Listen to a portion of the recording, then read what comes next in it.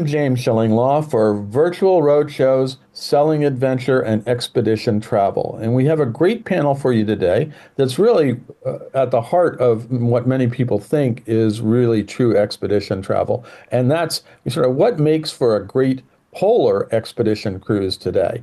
And I've been lucky enough to go on several over the years. And there's so many great operators, so many great companies, and we have three of some of the best here that are going to tell you exactly what you should consider when booking your clients on a polar expedition cruise. And let's go right to introductions right now. And we have Carla Brake, who is the Senior Director Sales for HX. I should stop that. You still have your Hurtigruten email, but HX, as we know, is now a separate company from Hurtigruten, and it focuses on expedition cruises. And next we have Toto Vermue, who's the sales account manager for Oceanwide Expeditions, which also focuses on polar cruises. And last but not least, we have Kris Enderson, who is the head of sales North America for Aurora Expeditions, which is, again, really focused on polar. And we're going to get right to the heart of matter and let them each talk a little bit about their companies and what they offer. And let's start with you, Carla. First of all, just very briefly describe your polar expedition cruise company and what it offers and how many ships you have. Thank you, James. Well, I think first off, I am Carla and I'm with HX. So as James alluded to, we used to be Hurtigruten Expedition. You have the letters in the back that exactly. we decided are the right way. So very exciting. You know, we now are our own business entity known as HX and a true expedition company. We are the world's largest and oldest expedition cruise company, and very exciting because we are celebrating our 130th birthday this year. So that means we have been offering expedition cruises for more than a century, which is super, super exciting. We do have 5 purpose-built ships, and our product is really offering an intimate, personalized expedition experience where we carry passengers from between 90 and 490 passengers to these amazing expedition destinations. That's amazing. Great. Now, let me go to Toto and talk a little bit about Oceanwide Expeditions and what you offer. Yeah, thank you, James, also for having us here. It's great to be here. Well, Oceanwide Expeditions is an expedition cruise company that has been sailing in the polar regions for over 30 years now. We are a Dutch-based company. Our headquarters is in the Netherlands, but we have an office in Houston, Texas. So for our North American sales, the ladies there are always happy to help out with any questions or inquiries. Being a Dutch-based company, we still are completely international. We have cruise staff that works on board that are from all over the world, but also the passengers that come on board our ships are from all over. Our focus is to be off of the ship as much as possible, so trying to immerse in these polar regions, whether it's being on land in a Zodiac, kayaking in a helicopter, or diving underwater. We try to be off of the ship as much as possible, so that is what we focus on the nature, on the wildlife.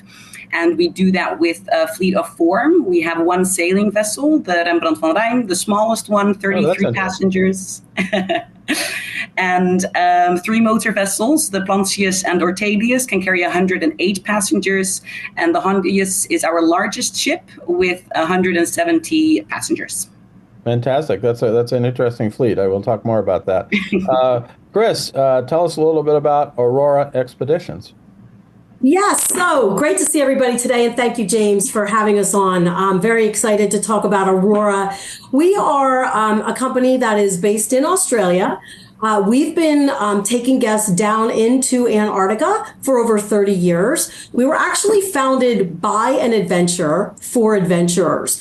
Greg Mortimer was the very first to scale Mount Everest without oxygen, so a little fun trivia fact there. And Greg just started to bring his friends down to Antarctica with the goal of really wanting to change minds around how precious our planet is, and, just making people more aware of, just what we can do to try to be more ambassadors for the planet. And so we've been bringing our guests down there. It's very exciting because our why is a little bit different, right? So when we're bringing our guests down to these regions, or to the Arctic for that matter, it's all about enriching our guests, enlightening them, educating them, all at the same time, providing just an amazing onboard experience with an opportunity to really be immersed in the polar destinations, with a lot of zodiac landings, more time on land, as well as just the opportunity to really learn about those areas. We have 3 purpose-built new vessels. They're the Expo design, and so that's very exciting because we're able to bring our guests to these regions quite comfortably.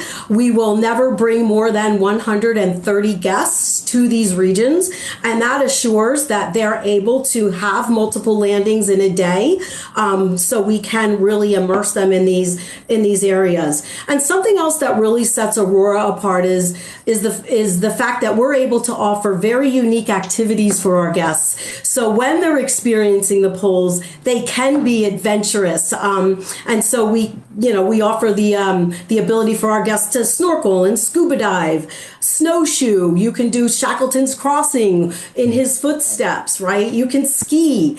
So there's a lot of things that we offer our guests to really create iconic experiences for them as well. No, that's great. Although you don't want to end up like Shackelford. That's the only problem. The history is amazing, and I have been lucky enough to go down there, and everyone talks about Shackelford. It's an amazing story. Now, let's go to Toto. What polar cruises do you offer? Do you do both Antarctica and Arctic? And how many different kinds of cruises within each destination? I mean, do you have different itineraries? Tell us a little bit about where you go. Yeah, absolutely. We indeed do both Antarctica and the Arctic, and our ships they paddle in between the poles. So starting in May, our ships will be in the Netherlands. If any renovations or anything that needs to be done, maintenance on the ships, that's when we'll do it. Then they head up north to the Arctic. We start off with a repositioning cruise.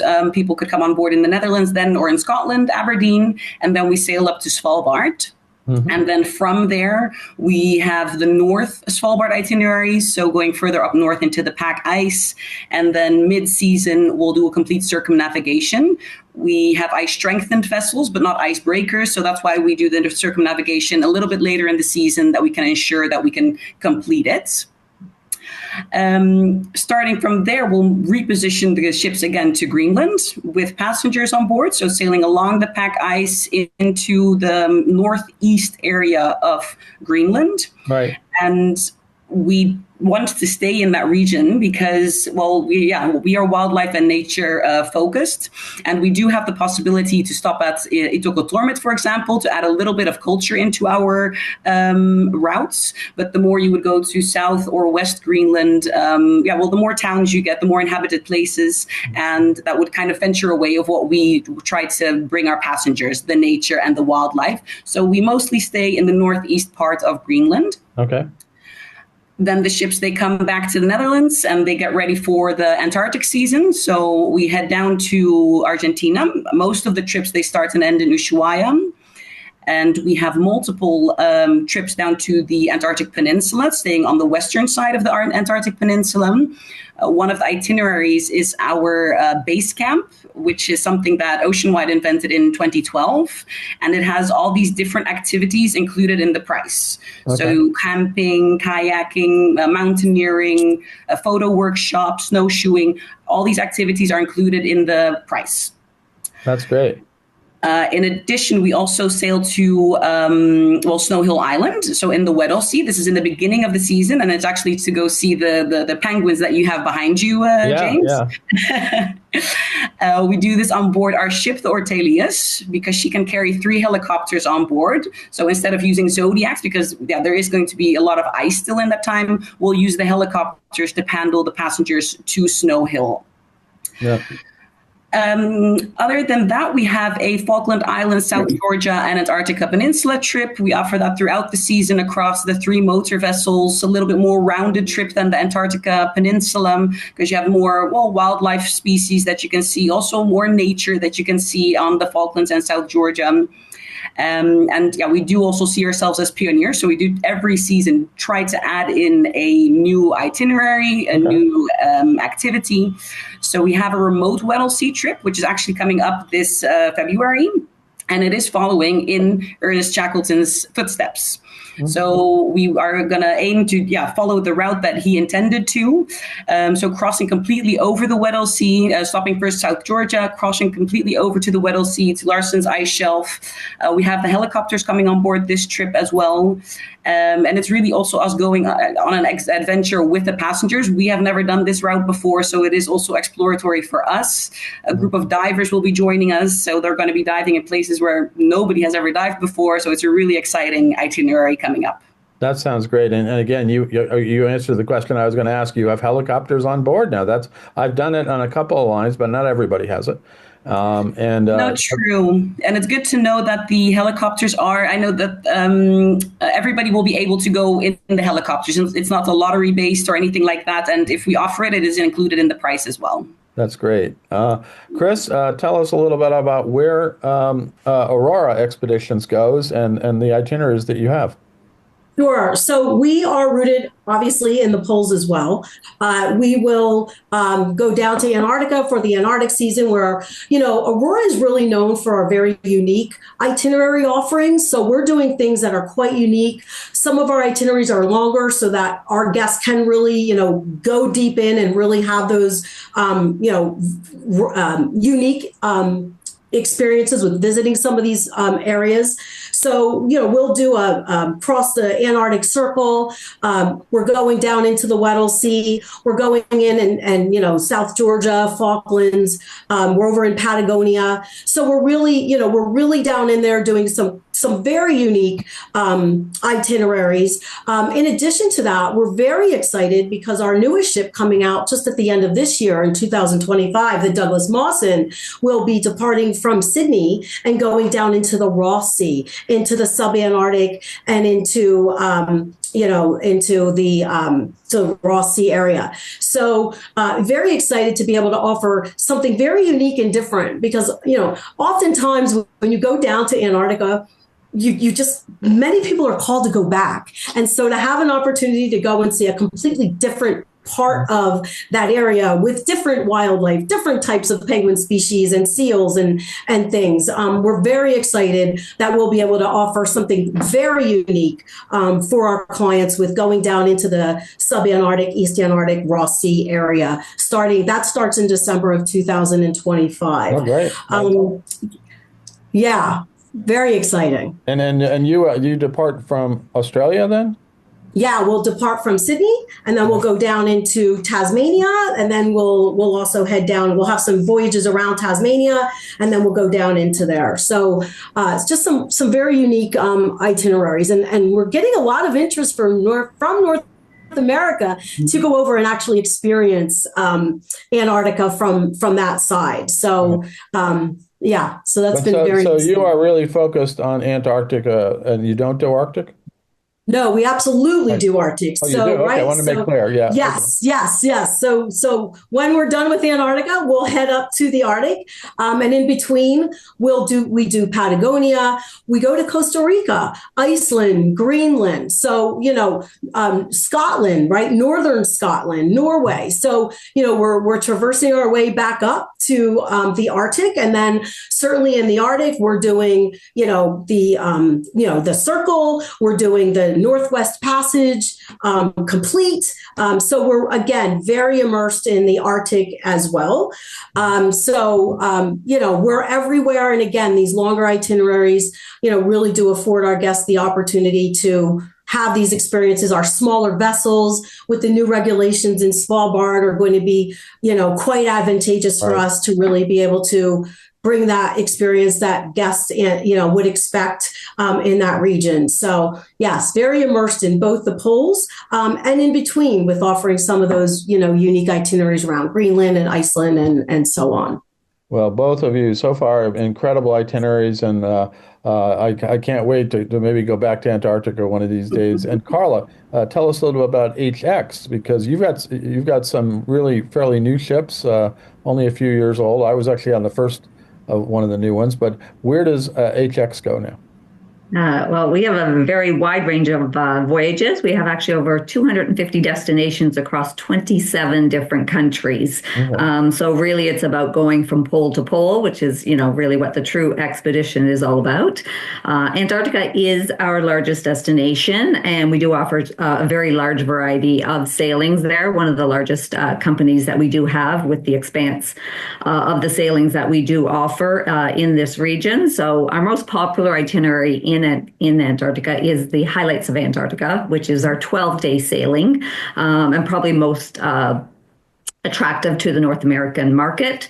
But we also expand on, like, the other ladies are talking about here. We have itineraries that go into the Falkland Islands. We have South Georgia. We're crossing over the Antarctic Circle. So there is really quite a wide variety of itineraries for that beautiful destination. And it is something truly special. I mean, I think people, once a captain said, you can't describe it. You can't say you can describe it unless you've been there. So It's something I think that is really, really, truly special, which is absolutely beautiful. And I think on everyone's bucket list and a must-do experience. But it's not just Antarctica that we have at HX. We're also in the Arctic. We're in Svalbard. We're in Greenland. We're in the Northwest Passage. So when you're looking at the Arctic, we definitely have a wide variety of itineraries. And, I think one of the really special things, especially that we're hearing a lot about right now, is Greenland. It's on Condé Nast's most trending destination for 2025. Well, once we own it, I guess it will be. Sorry, that was a bad joke.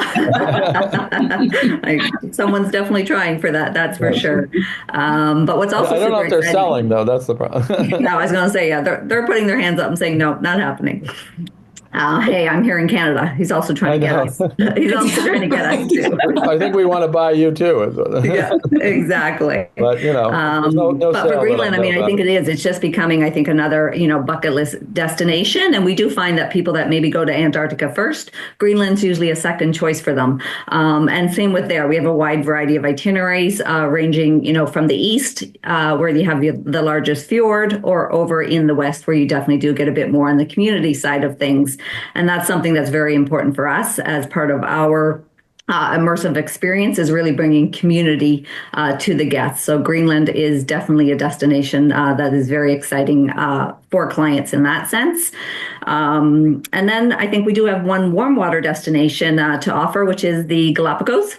Oh. We have our 90-passenger ship there, the Santa Cruz 2, and that is just a remarkable destination. Just the feedback that we get from the Galapagos is just super. Lifetime experience, like an outdoor museum. Yep. You're really immersed, with the wildlife and nature in that destination. So super, super exciting.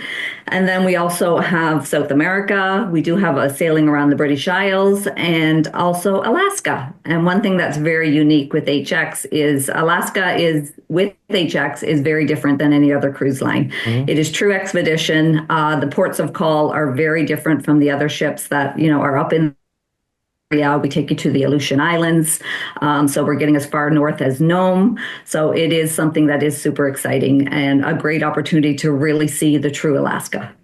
Well, I've been on that Santa Cruz ship in the Galapagos right after COVID. Actually, well, during COVID, I've really enjoyed that cruise. Never had been before, and it really is. We're sort of focused here on the polar stuff, but the idea is you guys offer a lot more than that across, and it really is amazing. Now, Kris, what makes for a great polar expedition cruise today? What should travel advisors tell their clients about, a polar expedition cruise and what they should look for? Yeah. James, I think, listen, let's face it. Most people are going there once, right? Except for those that are touched and want to go back again and again, like me, and I'm sure all of us on this call. Like me too. Right? I've been 3 times. Right, right. But because you're only going down there once, I think it's really important that, I would expect people to want to have that fully immersive land experience where you're able to be off the ship in the morning and then go to a new place and go off again to see more, and really have that opportunity to really take it all in versus, kind of watching it go by, from your balcony. So I think when you're going down there, to be able to really immerse, I think is very important. But at the same time, I don't think that people want to have to compromise having that immersive experience for a lackluster onboard experience. And I think that's where Aurora really shines, because we've got these beautiful brand new vessels that are absolutely gorgeous, but at the same time, we're delivering a fabulous onboard product, right? I've been rooted in luxury for many years in my career, and I know what that is and what that means. And what we're doing on board with Aurora is delivering a similar experience where it's amazing food, it's fabulous service. So there's no compromise, right? We all want to go away and have an amazing experience all the way around. Right. And I think that's really where Aurora differentiates, because we're able to deliver both with the small size of the vessels, more landings, more time on land, a higher guest to expedition leader ratio. We've got the highest in the industry of seven guests to one expedition leader. Okay. Again, giving that one-on-one. And our expedition team will literally sit and have meals with our guests, and they're part of the experience and part of the education. So our guests on Aurora don't have to compromise between having a fabulous onboard experience and and an immersive land experience. And listen, let's face it, the Aussies, they know how to have fun. Yes, that's true. Thank you. It's a very relaxed experience on board, but delivering at the same time. Absolutely. Now, Carla, the same question. What makes for a great polar expedition cruise, and what should travel advisors who may not be as familiar with, if they haven't gone themselves, tell their clients about what they should look for? One thing I think that stands out for me with, expedition is a polar expedition is really so much more than a journey. People talk about, just the transformative experience that it is. So, when people take them, they're in awe. And I think what they really appreciate is how much more respect and a deep connection that they do have, with this beautiful world that we have. So, and it's taking people to these remote destinations that I think they maybe thought were not possibly before, and I think that is what's so special about expedition. It's not your traditional cruise. It's really immersing yourself in, this amazing world that we have in some of these remote areas that we've already highlighted. And what makes them so special, I think also is, as Kris touched on, is the expedition team, the expedition leaders that the guests are engaging with. They are so passionate, about these destinations, and they really bring them to life for the guests on board. With HX, we're really about, immersing the client in the destination, allowing them to have those landings. So, being able to say, I stepped foot on Antarctica, the seventh continent, means a lot to people. But there's also the other component, which is the education side. So you're not just seeing this destination, you're not just touching it, you're learning about it. And I think that's what people come away from it, just feeling extra special about it. And in Antarctica, for example, one thing that, someone shared with me one time when they were with one of the expedition team, they just told people to stop, pause, and just enjoyed the silence of the destination. Listen to the quiet. Exactly. If you're in Antarctica, you got some penguins usually chirping away somewhere, making a little bit of noise. And as I was warned to begin with, penguins have a certain odor. And it's fine. You get used to it, and then you wonder, boy, is this a problem? Getting used to it. But that's their territory. They can do whatever they want, right? Mm-hmm. And I think that's what it is. It's we're taking to these destinations where it's really about it's the wildlife, it's their world, it's their natural community, and that's what makes expeditions so cruising. It's extra special that you're able to get to some of these destinations, see them, learn about them, and really enjoy those immersive experiences. I mean, how special it is when, you're into Antarctica and you're out on one of our kayaks and, you have the whales that are just sailing by. Where else, would you want to do something as extra special as that? So I think it's just the immersion and the educational component is what makes expedition cruising so special, and doing it, of course, with true experts in these areas. Absolutely. Now, Toto, I'm going to give you a chance to answer the question that we've all answered. You'll be first up on the next question, but is there anything else you want to say that what makes for a great polar expedition cruise, and what how we should tell advisors about how to, many travel advisors have luckily taken these cruises, but some have not, and they got clients who may not have taken them. So what do you tell them? Yeah, I have to agree indeed with what Carla and Kris said. It is truly for many a once in a lifetime experience. It's not just a vacation that you're going on. It's people return back ambassadors of the Arctic or Antarctica, and indeed some do want to return. I think that also an important factor into a great expedition is the flexibility. While on board, I mean, we have a day-by-day program, as I'm sure the other operators have as well. But it's expedition cruising, and you never know what's going to happen. I mean, we are going to adjust the program in order to either ice or weather conditions, but also in order to maximize the experience for passengers. If we're up in Svalbard and we haven't seen a polar bear for 2 days, for example, and then we spot that one polar bear, we're going to do everything in our power to maximize that experience for the passengers there. That's just an example, but flexibility is also very important with expedition cruising. And so the client should be ready for that it's not going to be what they may expect on a daily basis, what's on the itinerary. Yeah. Well, exactly. But they should know that the adjustments being made will always be in order to maximize their experience. Right. Because if we have a landing site planned, for example, and we're not able to get there because of the weather, we can't deploy the Zodiacs, we're not going to wait there and see if we can, if we will wait an hour and see if we can go. No, then we'll go somewhere else and try something different. No, I learned very well. It was actually kind of fun because it was always a bit of a surprise of what you're going to be doing and what you're going to be seeing. Yeah. And you believe me, you'll see penguins. Believe me, you'll see seals. They always told us you sort of stay away from the penguins. If you see their tracks and they're going down to the water, they're going down to get food for their. But what they don't tell you is the penguins haven't gotten that message either. So. Right. They'll come right up to you at times, and you're kind of like trying to stay away from the penguins. And no, I'm not supposed to be near you. And they go like this. And the same with the seals. Of course, with the seals, they tell you get big, and you tell them you're the territory. But it's a lot of fun in a way. But that's and it depends on where you are. You're going to see tons of penguins and tons of seals, no matter what. And the wildlife, we were talking about the whales. It's just awesome. I got to tell you, and it's one of the great experiences of my travel career. So now let's stay with you, Toto, because you're at the end of that question. Who are the clients? Who should travel advisors target for your polar expedition cruises? The demographics for us is a little bit older in age, I have to say. Our sailing vessel, the Rembrandt van Rijn, is a little bit younger. There it would be between the 30 and 55 age, and overall between 50 and 70. But it's an adventurous type person. And I think we've already touched on the previous question. It's a person that wants to learn about these regions, that doesn't just want to go on a cruise and have a drink at the bar and other than that, not experience the nature that we have to offer. Mm-hmm. So it's a person that wants to learn about the polar regions, that is interested in doing these activities. So an active passenger. So you cater to couples, obviously, and solo.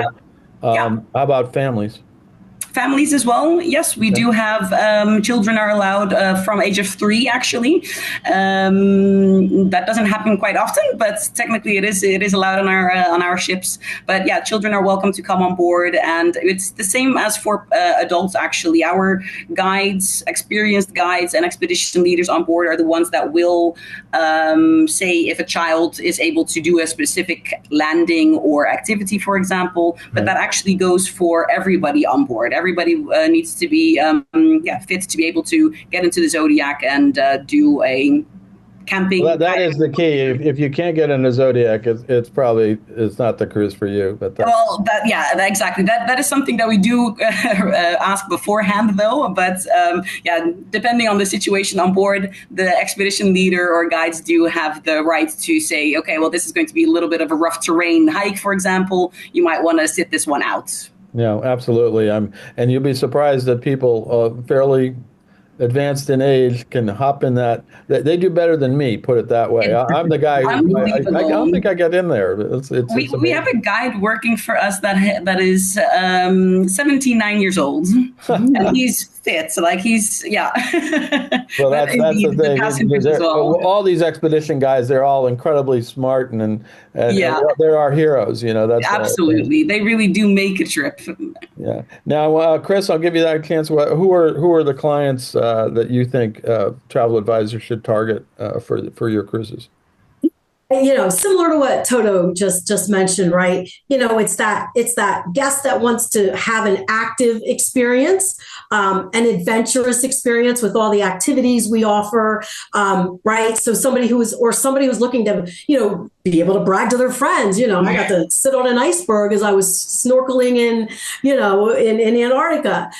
So definitely those individuals, but also, to Toto's point, our guests run the gamut of age, right? The skier who wants to do that, the person who wants to camp, but at the same time, that person who, hey, if you can climb a set of stairs, you can get into a Zodiac and they're welcome to come on board. And what's really cool about Aurora is that we have different levels of opportunities for our guests to experience, these landings, right? We've got the, hey, I just want to hop off the Zodiac and walk, an easy path. And then the intermediate who want to kind of climb that mountain halfway. And then you've got those super active, and they could be 80 years old too, to your point, James, who want to scale to the top, right? So, or do something more, adventurous. So, we really do offer those different levels of activity for our guests. But additionally, also multi-gen as well. But the solo traveler for us is very important.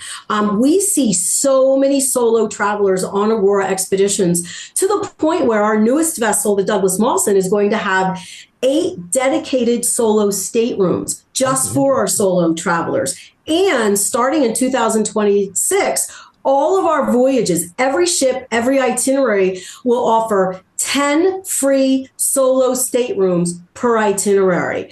So really wanting to cater and capture this market and quite frankly be known for the place to go for solo travelers.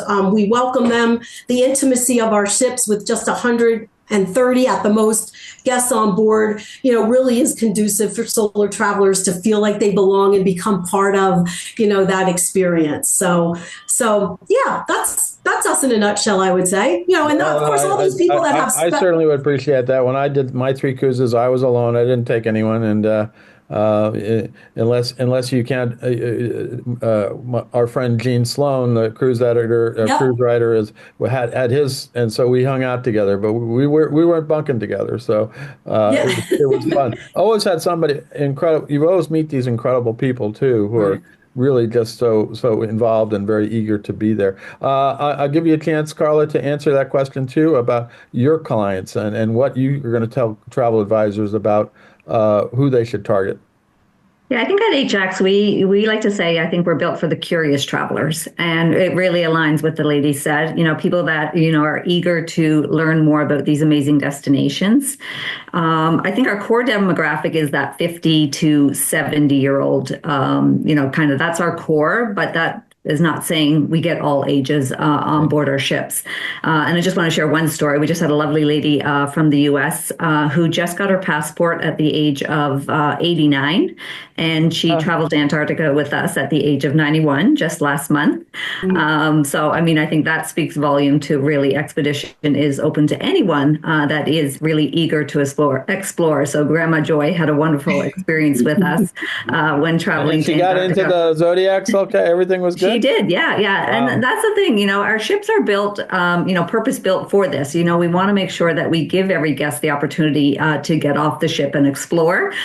So with our ships, it's only, a couple of steps down, and then you walk right into the Zodiac. So we have our Zodiacs that you board from the side of our ship. So it is a little bit calmer there and much easier to get in those Zodiacs. So that really opens up for any age demographic.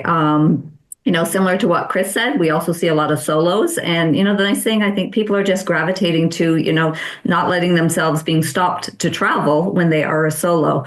So we want to make sure that we do have programs for that. So we either have, a solo wave or a very low solo supplement, to give those people the opportunity to, continue to travel, without super, super high costs, which are exciting. And I think the newest trend, in many forms of travel is that multi-gen. Right. I think we are seeing, a lot more families travel together, giving experiences rather than material things. And that's where travel is really kind of taken off. And we see that, really across any of our ships, but probably the most in the Galapagos, that 90 passenger ship, we have 36 connecting rooms. So allowing families of 5, to have connecting. And that is a great family cruise. I mean, for kids who can swim and do a little snorkeling, and I've known so many families that do that, and they come back and they're wowed. It's just an amazing cruise. Yeah. And I think the big thing, I mean, it's really for anyone, but it's really, from what I'd say to a travel advisor, don't be afraid to suggest it, because a lot of people just aren't familiar with expedition. They're not familiar about some of these destinations. They assume they cannot do it. They assume they have to be super active, but they do not. They're just about getting out there and exploring. And it's like, as Kris touched on, you can kind of really choose to be how active you want to be. If you want to go and do one of the hikes, up the snowy mountain in Antarctica, you can. We have walking poles that we do give to our guests. But if you choose to stay on board, you go do one landing and you want to watch it from the ship. Our ships are built with this, floor to ceiling windows so that you can still really enjoy the destination from the ship also. No, and I've been on one of your ships. I know it. That's exactly true. My next question, we've kind of covered this a little bit about how you distinguish your brand, but one thing I want to zero in on here are two things because people are going to ask. What's your dining like, and what are the accommodations like? Toto, tell us a little bit about the accommodations and the dining you offer on board. So our breakfast, lunch will always be buffet style, and it's open seating, so everybody could sit wherever they would like. And we also have the crew and a staff that join us during the meals. Sometimes the captain comes down when he has some or she has some time to spare. Our dinner meals will be either buffet or plated, so it's kind of a mix with that. The cabins on board have all their own facilities and are all exterior cabins. So, quadruple portholes, triple porthole, twins, and then windows up to junior suites and ground suites on the newest ship, so on the Hondius.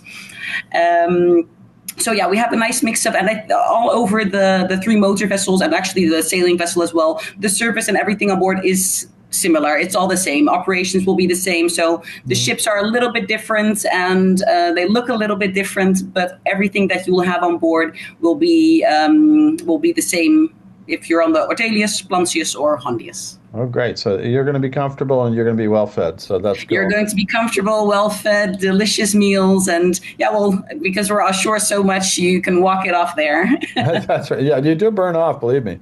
Absolutely. Now, Carla, same question for your ships. What are the dining options and what are the accommodations? Well, I think one thing to point out here at HX, we went to an all-inclusive model at the end of last year. So now you have all your meals, all your drinks, all your activities are included with HX, which is super exciting. And it does really range, I think, by ship, but consistently it's up to 3 restaurants that you get to choose from. And it does range from a buffet style to an a la carte style, depending on which ship that you are on.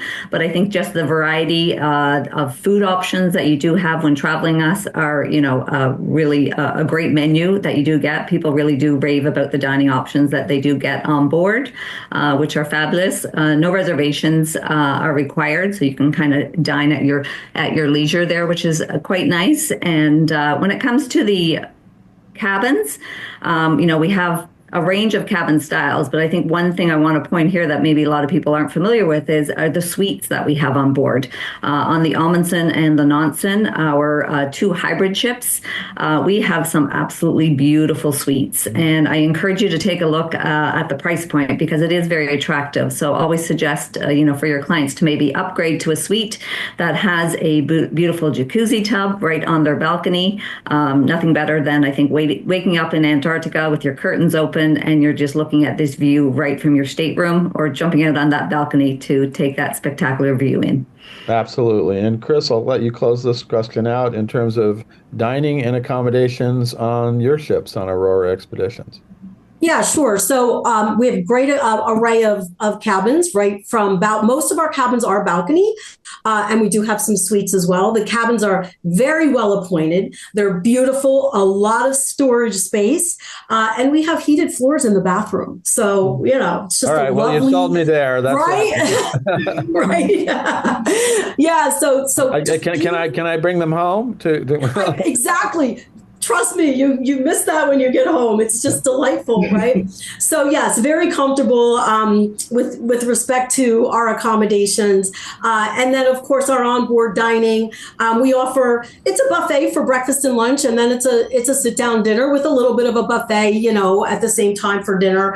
But we also have a specialty restaurant on board, and that just means it's another place for you to go and just have a little bit more variety as far as a menu offerings. Fabulous steakhouse and just, it's absolutely outstanding what one would expect from a specialty restaurant. No additional cost. It's all included. Right. But the food on board is outstanding. And because we source our food locally and organically, it's fresh from the day we bring it on right up to that day of 12:15. It is still as fresh and still as available. So you're going to find that there, as the voyage wears on, you're not seeing less greens or less fresh fruits and vegetables. It's just amazing how we're able to maintain that level of freshness because we are sourcing locally and organically with both our food and our wines as well. So it's just a lovely, delightful experience. Well, because you've been in large ship lines as well, as there's always that the end of the cruise, like a day 6 or 7, they kind of run out of the strawberries. But I was just going to say, I was going to use the strawberry. That's kind of one of the challenges that you have. But anyway.